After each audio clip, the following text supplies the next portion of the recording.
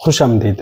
آج ہم اس سبق میں سبق نمبر 17 میں اور ہمارا ڈے 20 ہے، تو آج ہم چند پھولوں اور ترکاریوں کے نام پڑھنے اور سمجھنے کی کوشش کرتے ہیں۔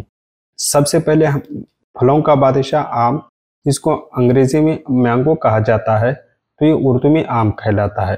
اسی طرح گوابا، جام، پیرو، امرود کہا جاتا ہے۔ واٹر ملن کو تربوز یا مقامی زبان میں کلنگڑا کہا جاتا ہے۔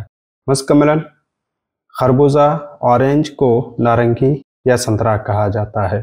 بنانا، اس کو موز یا کیلا کہا جاتا ہے۔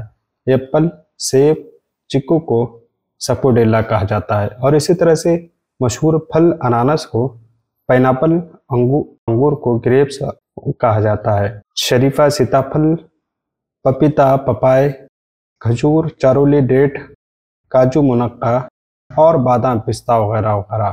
ان تمام الفاظ کو میں نے جن اردو الفاظ کہے ہیں جیسے بادام، پستہ، بیر، ان تمام کا آپ مجھے، اور چارولی، ان کا انگلش الفاظ جو ہیں کمنٹ باکس میں لازمی طور پر بتائیں۔ اسی طرح سے ہمارے پاس ترکاریاں ہوتی ہیں جو روزمرہ کی زندگی میں ہمارے وابستہ رہتی ہیں۔ اس میں سب سے مشہور آلو، پوٹاٹو، بیگن کو انگلش میں کیا کہیں گے آپ مجھے کمنٹ باکس میں بتائیں۔ اسی طرح بھنڈی، لیڈی فنگرز، چقندر، شاید بیٹروٹ کہا جاتا ہے، لیمو، لیمن، پودینہ، اونین، پیاز، پیا مٹر، ریڈش، مولی۔ پالک کو انگلش میں کیا کہتے ہیں آپ ہمیں کمنٹ باکس میں بتائیں۔ ٹماٹر، ٹماٹو، مرچ، چلی، مکئی، کارن، ادرک، جنجر۔ ترائی کو انگلش میں کیا کہا جاتا ہے آپ ہمیں کمنٹ باکس میں بتائیں۔ شملہ مرچ۔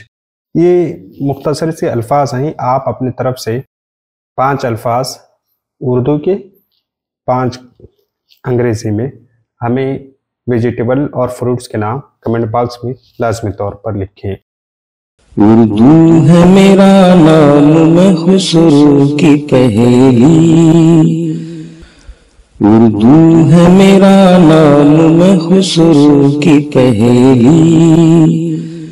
میں میر کی ہمراز ہوں، غالب کی سہیلی۔ اردو ہے میرا نام، میں خسرو کی پہیلی۔